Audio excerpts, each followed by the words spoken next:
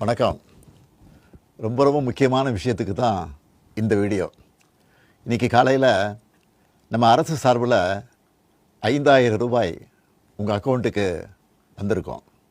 இந்த ஆட்சி விட்டுட்டு போன கடுமையான நிதி நெருக்கடியை சமாளித்து ஆட்சிக்கு வந்ததுமே பல திட்டங்களை நிறைவேற்றணும்.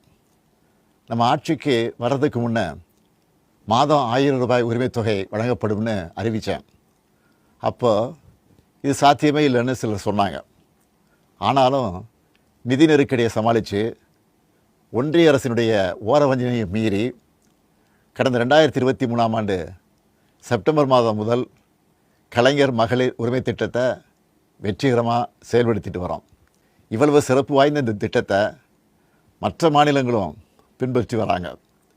இந்த உரிமைத் தொகையை மேம்படுத்தணும்னு நாம் செயல்பட்டு வந்தால் அதுக்கு எதிராக டெல்லியில் இருக்கக்கூடிய ஒரு கூட்டமும் தமிழ்நாட்டில் அவங்களுக்கு அடிமையாக இருக்கக்கூடிய இன்னொரு கூட்டமும் எதிர்வரும் சட்டமன்ற தேர்தலை காரணம் காட்டி அடுத்த 3 மாதத்துக்கு இந்த மகளிர் உரிமைத் தொகையை நிறுத்த சூழ்ச்சி செய்கிறதா தகவல் வருது. இது வச்சு நீதிமன்றத்தில் வழக்கு தொடரவும் சிலர் முயற்சி செய்வதாக செய்திகள் வருது. 1,31,00,000 மகளிர் உழைப்பை அங்கீகரிக்கிற இந்த திட்டத்தை 3 மாதம் நிறுத்தி வச்சா நீங்கள் எவ்வளவு சிரமங்களுக்கு ஆளாவீங்கன்னு உங்கள் வீட்டில் ஒருத்தனாக இருக்கக்கூடிய எனக்கு நல்லா தெரியும்.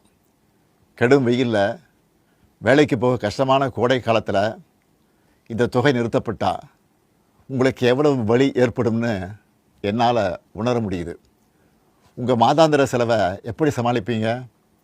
உங்கள் குடும்பத்தில் நோய்வாய்ப்பட்டவங்களுக்கு மாத்திரை வாங்கி கொடுக்க முடியுமா? குழந்தைகள் தேர்வு எழுதுகிற காலத்தில் அவங்களுக்கு உணவு கொடுப்பதிலிருந்து தேவையான கல்வி செலவுகளை செய்ய முடியுமா?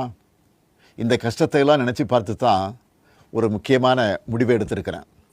அதன்படி இந்த பிப்ரவரி மாதம் மட்டும் இல்லாமல் அடுத்த 2 மாதம், அதாவது மார்ச் ஏப்ரலுக்கான உரிமைத் தொகை தவணைகளை சேர்த்து 3000 ரூபாயும் கூடுதலாக கோடைக்கால செலவுகளை கருத்தில் கொண்டு மேலும் 2000 ரூபாய் சிறப்பு தொகையும் சேர்த்து இந்த பிப்ரவரி மாதம் 5000 ரூபாயை சிறப்பு மகளிர் உரிமைத் தொகையாக 1,31,00,000 பெண்களுக்கு வழங்க உத்தரவிட்டிருக்கிறேன்.